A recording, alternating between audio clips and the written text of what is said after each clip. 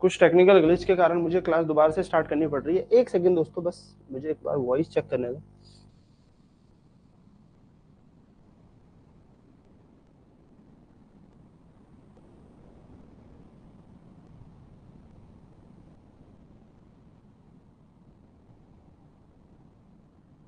I hope मेरी आवाज सभी को क्लियर है।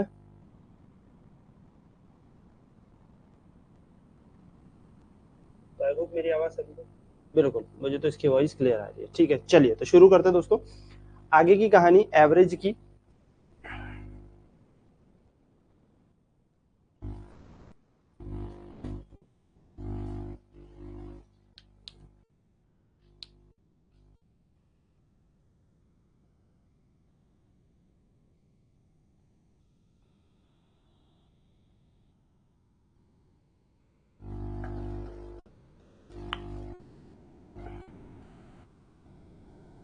तो हमने अपनी लास्ट की क्लासेस में बहुत सारी चीजें देखी थी। दो टाइप हम पढ़ चुके थे और अब हम पढ़ने जा रहे हैं आगे के टाइप, यानी कि एवरेज के आगे के टाइप करना शुरू करते हैं। तो आज औसत की तीसरी क्लास है। ठीक है, थर्ड क्लास ये होने वाली है और एवरेज के आगे के टाइप करेंगे। तो चलिए जल्दी से शुरू करते हैं। जैसे कि एवरेज में हमने फर्स्ट 4 टाइप कर दिए हैं, तो आज बढ़ते हैं आगे और 5वें टाइप से शुरू करते हैं, यानी कि 5वें नंबर का हम टाइप यहाँ पर शुरू करेंगे ना। 5वें नंबर के टाइप में ना मैं आपको बताता हूँ कि इसका एक बेसिक तरीका भी होता है और 5वें नंबर टाइप का मैं एक आपको एलिगेशन का तरीका भी बताऊंगा कि कैसे एलिगेशन लगाना है। तो आई होप यहाँ से आपको चीजें भी क्लियर हो जाएंगी कि अच्छा मिक्सचर और एलिगेशन में एलिगेशन कैसे लगाया जाता है। तो स्क्रीन में हमारे क्वेश्चन कुछ इस तरीके से है कि the average age of student of a class is 15.8 years. The average age of boys in the class is 16.4 years and that of girl is 15.4 years. Find the ratio of the number of boys to the number of girls. क्या कह रहा है question में? Question में कह रहा है एक कक्षा के छात्रों की औसत आयु 15.8 वर्ष है। छात्र मतलब कक्षा में जो कुछ बच्चे हैं जिसमें लड़के लड़कियां सब हैं, तो उन सबकी जब एवरेज निकाली तो 15.8 निकली। अगर मैं लड़कों की बात करूं तो लड़कों की जो औसत आयु है 16.4, यानी कि सिर्फ लड़के लड़कों को अलग करके मैंने इनका एवरेज निकाला। जैसे अभी क्लास है ना, तो क्लास में लड़का लड़की साथ पढ़ते हैं, तो जब मैंने पूरे बच्चों को कंसीडर किया, जब मैंने सारे बच्चों की तरफ ध्यान दिया जिसमें सारे लड़के लड़कियों को मैंने देखा, तो उनकी जो औसत आयु थी वो 15.8 आ रही थी। पर जब मैंने इस क्लास में से लड़कों को बोला एक तरफ हो जाओ, लड़कियों को बोला एक तरफ हो जाओ, और उन लड़कों का औसत निकाला और उन लड़कियों का औसत निकाला, तो उनकी जो एज का यानी कि उनकी आयु का जो हमें औसत मिला, तो लड़कों में मिला 16.4 वर्ष और लड़कियों में मिला 15.4। ठीक है, हमसे पूछा है कक्षा में लड़कों की संख्या और लड़कियों की संख्या का अनुपात बताएं, मतलब लड़का इस टू लड़की, या हम कह सकते हैं लड़का बटे लड़कियों का अनुपात बताएं। तो आपसे ऐसा क्वेश्चन ये कुछ तरीके से पूछेगा। तो अब यहाँ पर क्या करना है, तो एक तो देखो इसका बेसिक तरीका है, आपको कुछ नहीं करना, आपको मान लेना है कि माना लेट इस क्लास में लेट नंबर ऑफ बॉयज, आपने क्या कहा इस क्लास में जो लड़कों की संख्या है, यानी कि आपने यहां पर मान लिया लेट नंबर ऑफ बॉयज, लड़कों की संख्या को मैं कह लेता हूं let number of boys in class, तो लड़कों की संख्या जो है वो है x मान ली मैंने। ठीक है, क्या मान ली मैंने, लड़कों की संख्या मान ली मैंने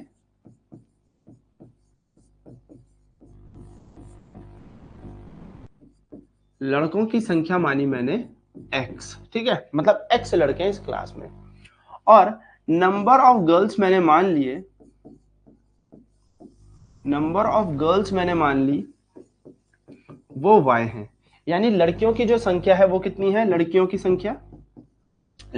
संख्या है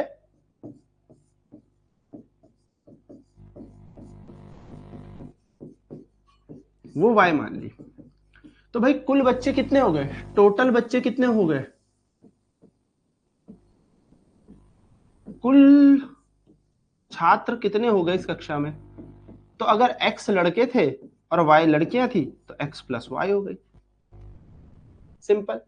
अब हमें यहां पर एक क्वेश्चन में हिंट दे रखी है कि भाई स्टूडेंट की जो एवरेज एज है वो है 15.8, यानी कि अगर मैं बात करूं यहां पर स्टूडेंट का एवरेज, तो एवरेज ऑफ स्टूडेंट यानी कि छात्रों का औसत देखेंगे तो यहां पे क्या आएगा, टोटल सम ऑफ एजेस यानी कि सबकी आयु का योग बटे टोटल स्टूडेंट्स। अगर मैं यहां पर औसत निकालूंगा, औसत किन का, छात्रों की आयु का औसत निकाले जाए तो छात्रों की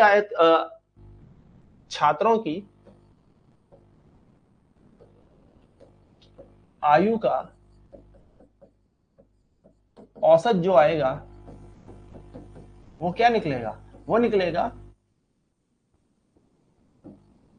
कुल आयु, यानी कि टोटल एज कितनी बनेगी इन सबकी जोड़ के बटे कुल छात्र या छात्रों की संख्या।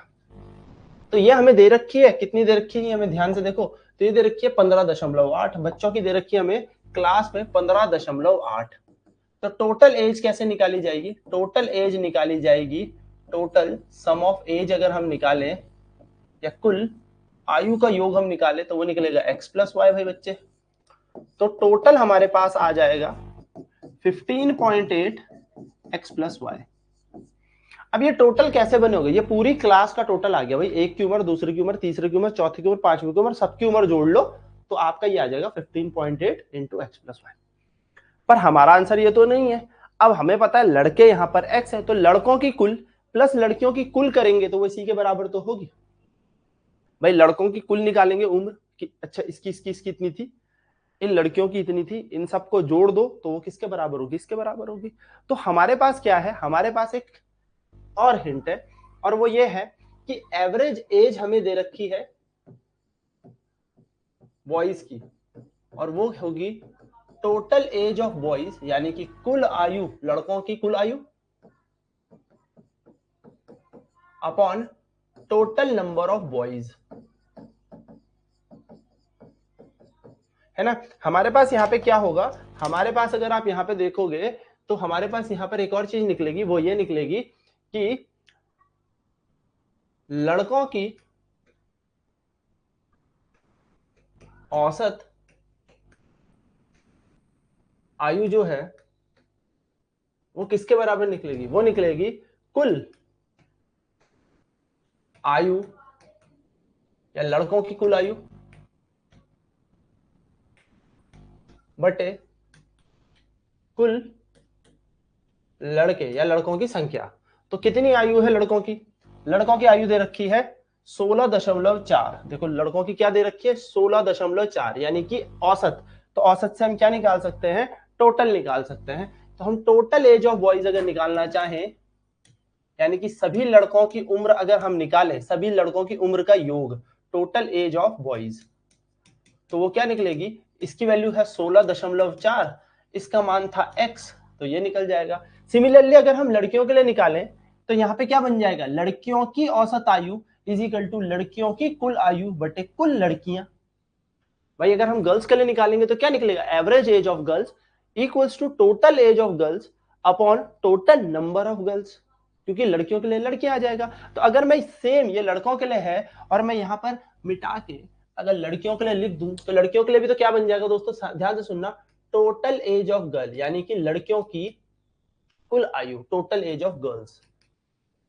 लड़कियों की कुल आयु कैसे निकाली जाएगी सर, तो लड़कियों की कुल आयु के लिए हम क्या करेंगे, लड़कियों के औसत को लड़कियों की संख्या से मल्टीप्लाई कर देंगे, है ना। तो लड़कियों की संख्या कितनी है, वाई है।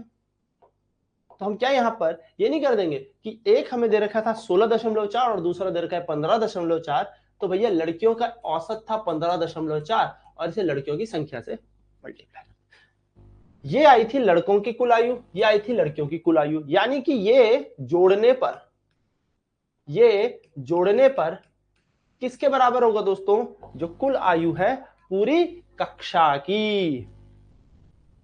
भाई लड़कों की सारी आयु जोड़ी, लड़कियों की सारी आयु जोड़ी, यानी कि लड़कियों की सारी एज जोड़ी, लड़कों की सारी एज जोड़ी, और क्या आ गई, पूरी क्लास की तो एज आएगी, पूरी क्लास की एज का सम आएगा भाई। माना 10 बच्चे हैं तो हर एक बच्चे को बोला 1 2 3 4 5, तेरी उम्र 20 साल लिख दी, तेरी 30 साल लिख दी, तेरी क्लास है 20 साल का बच्चा नहीं होगा, 30 साल का बच्चा नहीं होगा, पर फिर भी तेरी 20 साल, तेरी 18, तेरी 12, तेरी 15, माना एक क्लास ऐसी थी, सबकी एज लिख दी। टोटल कैसे निकला? ये निकला। फिर मैंने लड़कों की टोटल निकाली, अच्छा लड़कों की इतनी थी, अच्छा लड़कियों की इतनी थी, फिर लड़कियों की और लड़कों की जोड़ोगे तो टोटल बराबर ही तो आएगा। तो टोटल आ गया ये आ गई लड़के प्लस लड़कियों की, और टोटल किसके इक्वल है? 15.8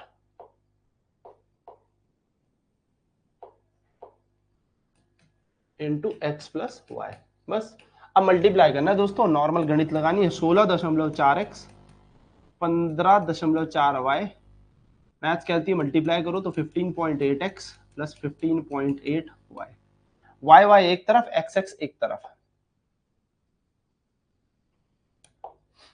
तो 16.4x minus 15.8x 15.8y minus 15.4y 16.4। तो ऐसे माइनस करना है, दशमलव के नीचे दशमलव लगाते हैं, दशमलव के बाद वाली दशमलव के बाद, और पहले वाली पहले। अब ये 4 है तो ये इसको एक कैरी दे देगा, तो 14 में से 8 गए तो बचेंगे 6, पॉइंट की जगह पॉइंट, और यहाँ तो 15 माइनस 15 0, तो इसका आंसर आएगा 0.6x बराबर, यहाँ पे है 15.8। 15.8 में से हम क्या माइनस कर रहे हैं? 15.4। तो 8 में से 4 गया तो 4, पॉइंट के नीचे पॉइंट और यहाँ 0, तो ये आएगा 0.4y। हमें बॉयज x, गर्ल्स y, इनका अनुपात निकालना है। यानी कि हमें क्वेश्चन में क्या बोला, देखो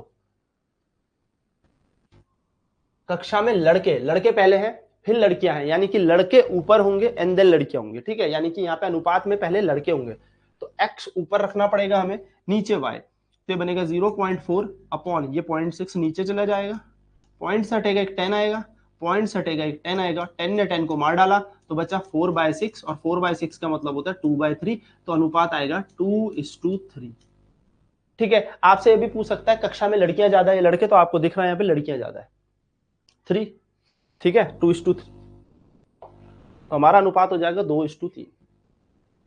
ये हमारा इसको करने का एक वो तरीका होता है जो हम स्कूल के बच्चे को भी सिखाते हैं कि let the boys age be x, लड़कों की संख्या x मानो, लड़कियों की संख्या y मानो, then according to question total मानो। ये मैं अब आपको यहाँ पे एक ऐसा तरीका सिखा रहा हूं जो आपको एग्जाम में इसका आंसर सिर्फ और सिर्फ 20 सेकंड में निकाल लोगे, और प्रैक्टिस बहुत अच्छी रही तो 10 सेकंड में निकाल लोगे।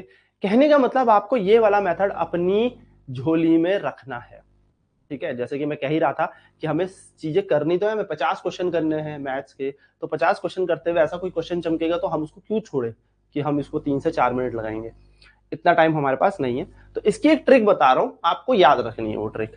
उस ट्रिक को हम कहेंगे मेथड ऑफ एलिगेशन, ठीक है। ये सारी चीजें तो हैं यहाँ पर, ये सारी की सारी चीजें आपको मिलेंगी, ठीक है दोस्तों। इसको बोलेंगे methods of allegation.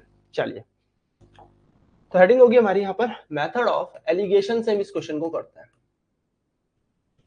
Method of allegation. ये तरीका आपको ध्यान में रखना है, एलिगेशन वाला तरीका आपको ध्यान में रखना है।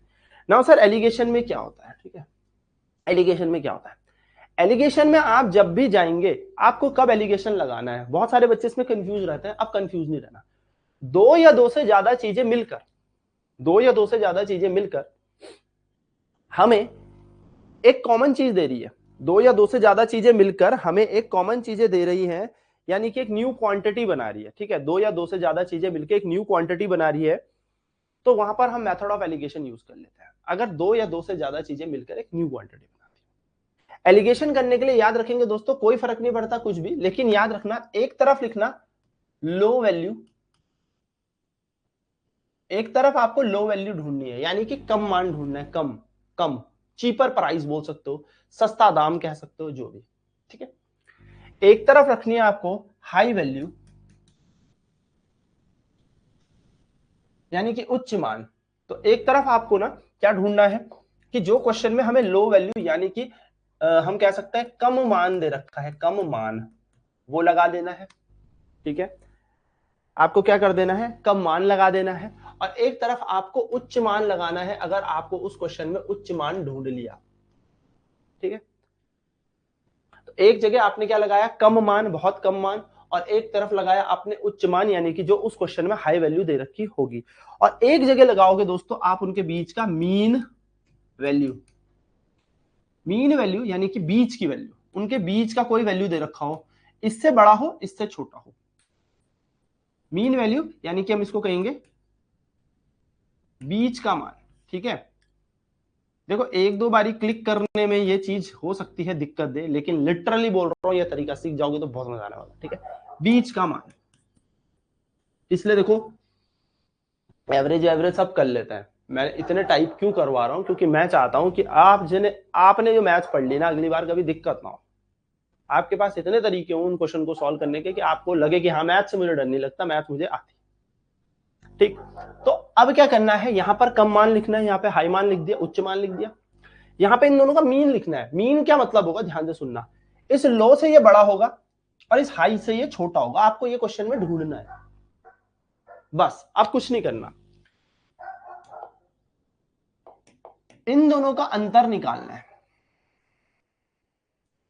यहां पे लिखोगे आप high value minus mean value. दोस्तों ध्यान से सुनना, एमवी का मतलब मीन वैल्यू है। ठीक है, इंग्लिश वालों, हिंदी वालों ये याद रख लेना। ठीक है, उच्च मान में से बीच का मान घटाना है, तो हाई वैल्यू हो गया एचवी,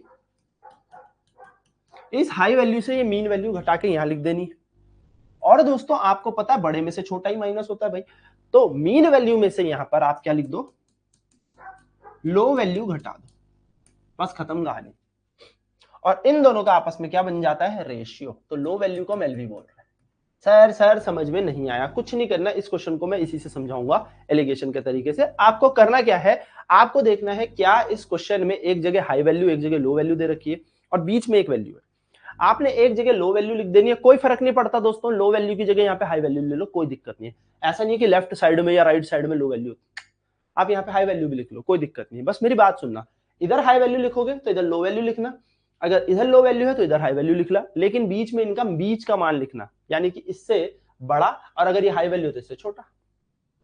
सिंपल, हाई वैल्यू से छोटा होगा, लो वैल्यू से ये बड़ा होगा, फिर इन दोनों का अंतर यहां लिखना, इन दोनों का अंतर यहां। अब सुनना, जो यहां पे औसत आएगा ये low value is to high value, यानी कि कम मान और उच्च मान का अनुपात होगा। यानी कि अगर आप इधर हाई कर दोगे और इधर लो कर दोगे तो जो ये रेशियो आएगा ये हाई इज टू लो आएगा। अभी आपने उधर लो किया है और इधर हाई, तो ये रेशियो जो है लो इज टू हाई का है। मतलब मैं क्या कह रहा हूं, मेरी बात सुनना, इधर कम मान है और इधर उच्च मान है, तो ये जो अनुपात आया ना, ये कम मान बटा उच्च मान का है। यदि आप इस उच्च मान को इधर लिख दोगे और इस निम्न मान को इधर लिख दोगे तो ये जो अनुपात बनेगा ये बनेगा उच्च मान बटे निम्न मान। फर्क बस इतना है, जो चीज यहां पे लोगे उसी का रेशियो यहां पे आएगा। चलिए अब ज्यादा टाइम वेस्ट नहीं करते, इस क्वेश्चन को करते हैं। क्या कह रहा है क्वेश्चन, देखो the average age of class is 15.8। क्या दोस्तों 15.8 दिख रहा है मुझे, हाँ सर दिख रहा है। The average age of boys, किसकी, बॉयज, बॉयज की कितनी है 16.4। ये जो नंबर है 16.4 जो नंबर है ये 15.8 से बड़ा है, बिल्कुल। एंड गर्ल्स इज 15.4, ये जो नंबर है ये इससे छोटा है। यानी कि हमें एक हाई वैल्यू मिल गई, हमें लो वैल्यू मिल गई, और हमें क्या मिल गया, एक बीच का नंबर। तो बस दोस्तों यही करना है और इसी तरीके से आपका आंसर आ जाएगा। ये नोट्स मैं आपको आपके पूरे के पूरे प्रॉपर क्लास के नीचे मैं आपको प्रोवाइड कर देता हूँ पूरी पीडीएफ, तो आप वहां से नोट कर सकते हैं। ठीक है, तो मैं कुछ भी नहीं मिटा रहा हूँ, जो भी मैं पढ़ा रहा हूँ सारी की सारी चीजें आपके पास है। तो देखो आपने एक जगह, आप बताओ क्या लिखना है, यहां पे लिखते हैं बॉयज, क्योंकि हमें बॉयज इज टू गर्ल बोला है, और इधर लिखते हैं गर्ल्स। ठीक है, हमने यहां लिखा लड़के और हमने यहां लिखा लड़कियां।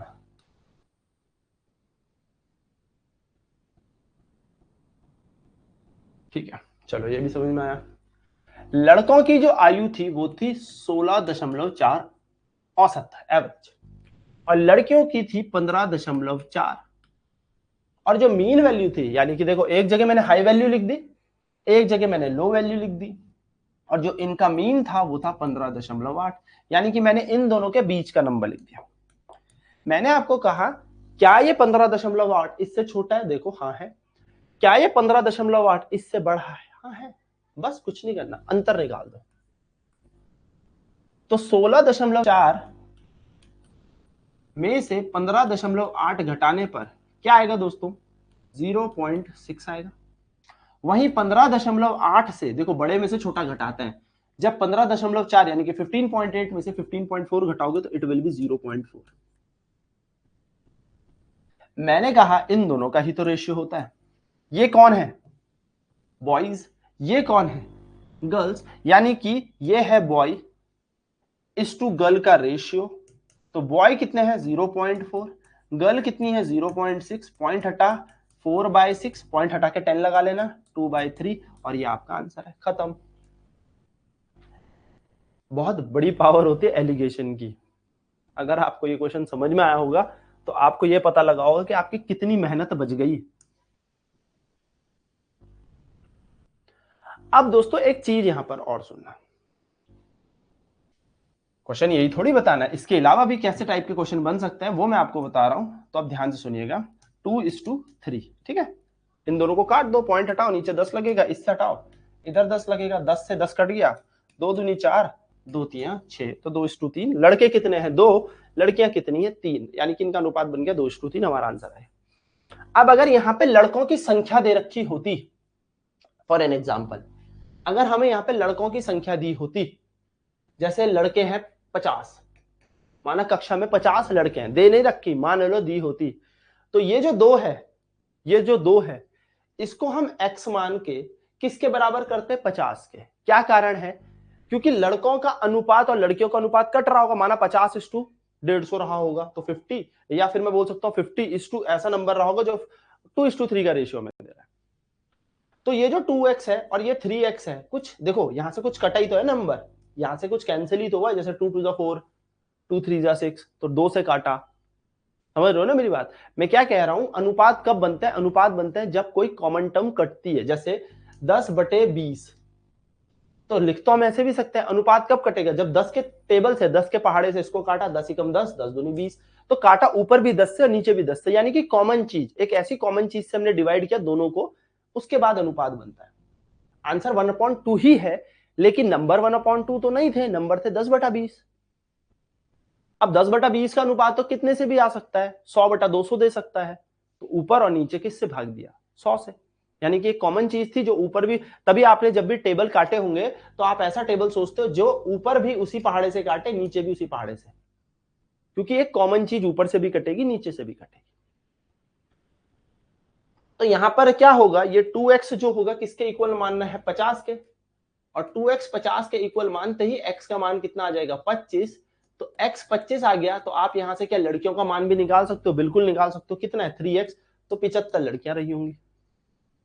हो सकता है आपको क्वेश्चन में ऐसा दे दे कि कुल बच्चे टोटल बच्चे जो हैं, टोटल बच्चे हैं, यानी कि टोटल स्टूडेंट्स की संख्या है, मान लो आपको दे दी 500, क्या दे दी 500, टोटल स्टूडेंट 500 है, तो आपने इस अनुपात को क्या करना है, जैसे x माना, तो कुल बच्चे कितने होंगे 2x + 3x, भाई ये तो होंगे ना कुल बच्चे। अगर मैं x से मल्टीप्लाई कर रहा हूं, इसका मतलब मैं वो नंबर देना चाह रहा हूं 2 को कि जो कट गया था, और वही नंबर देना चाहता हूं 3 को जो कट गया था।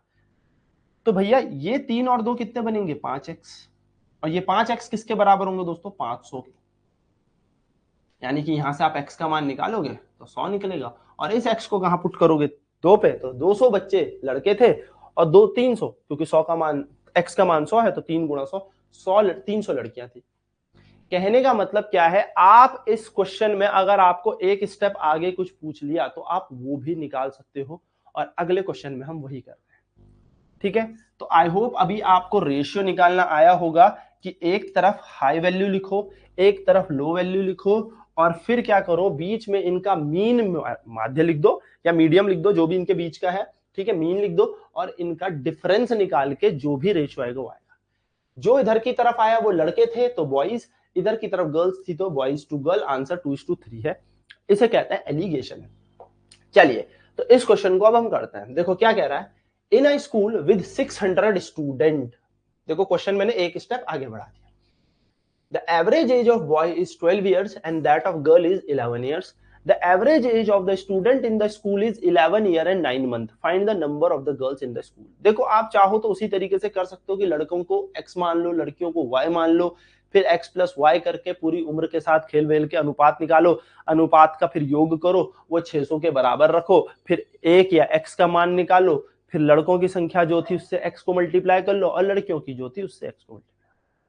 सर क्या बोला आपने?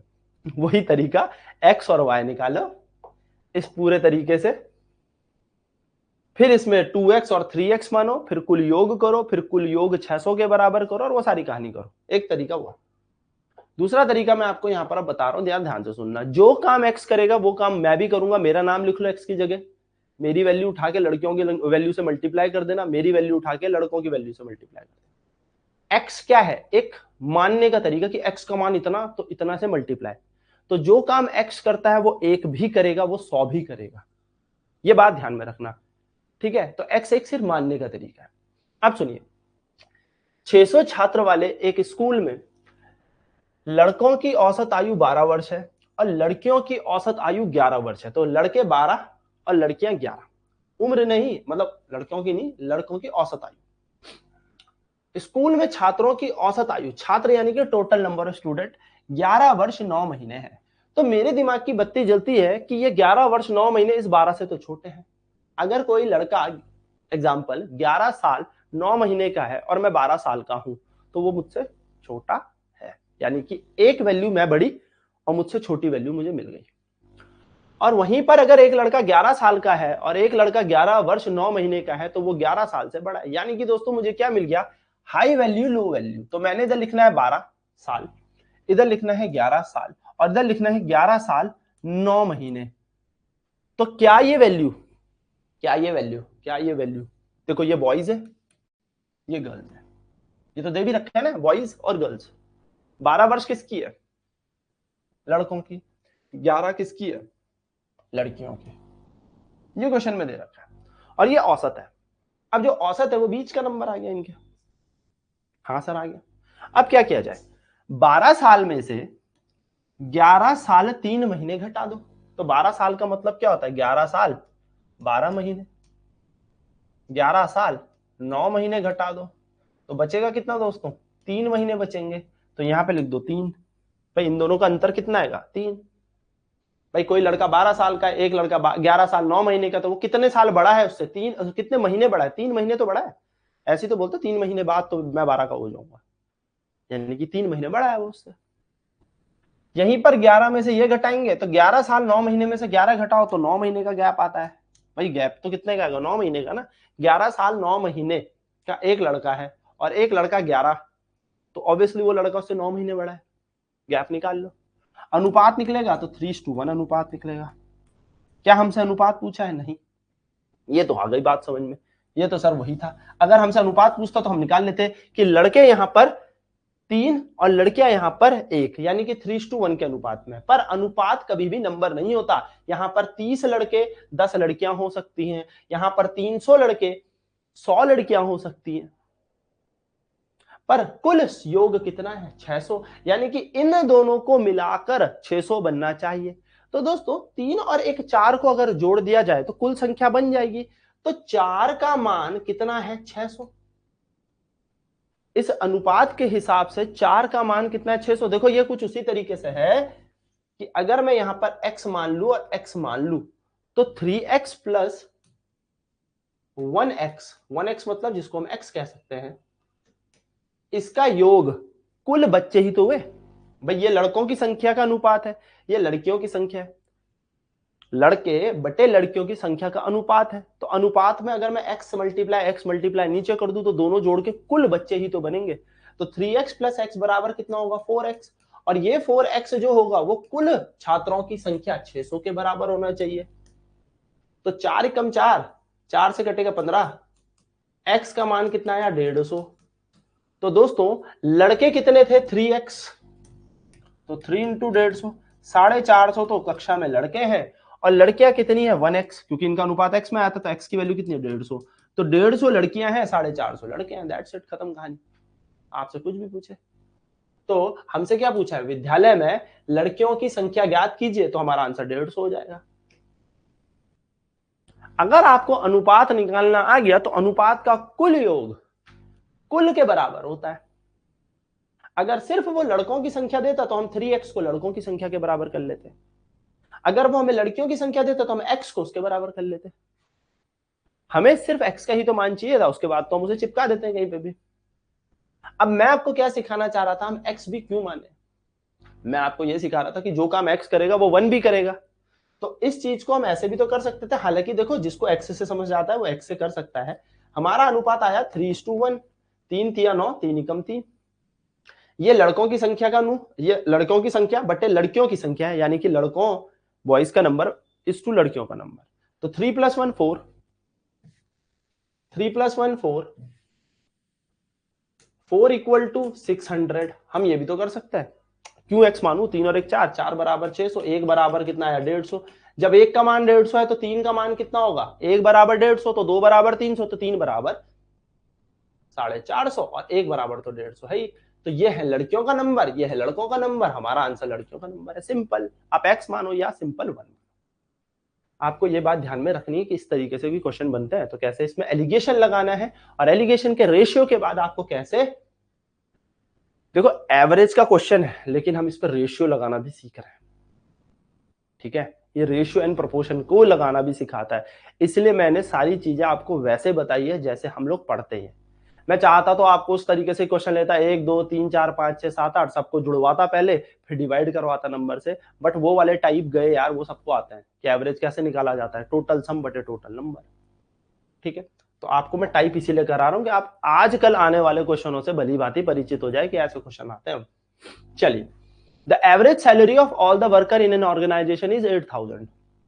पूरी एक बहुत बड़ी ऑर्गेनाइजेशन है, कंपनी है, और जब औसत सैलरी निकाली, जिसमें से मैंने मालिक भी निकाला, जिसमें से मैंने नौकर भी, ऑफिसर भी निकाले, थोड़े छोटे काम करने वाले पदों पे जो काम करते हैं वो भी निकाले, तो इन सबकी जो तनख्वाह औसताना देखी वो 8000 रुपए आई।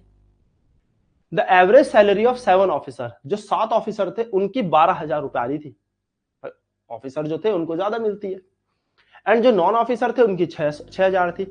अब किसी की 12000 थी, किसी की 6000 थी, लेकिन मैंने ऑन एन एवरेज बोला कि यहां मेरा 8000 पर बंदा लग ही जाता है लमसम।